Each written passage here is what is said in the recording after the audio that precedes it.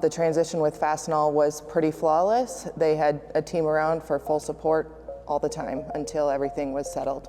And they helped us make sure all of the parts matched up to our current supplier's parts, and knowing that we were getting the correct parts and the high quality parts that we needed. So we documented parts. We ran it through our PFEP, our plan for every part, thinking that as a document or a playbook for each individual SKU in an Excel, documenting where the parts are used line side and in between particular cells.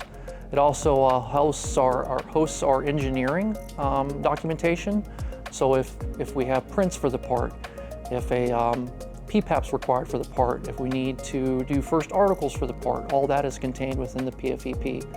Our engineering team got the chance to actually review some samples and review prints that were provided to us as, hey, these are the parts that you guys are going to be supplying. So we had the chance to really just ensure that what they were getting in their bins and what they were being supplied previously was meeting the requirements of the print that they had, on document. So we take all of that data and work that process and determine a plan for each part.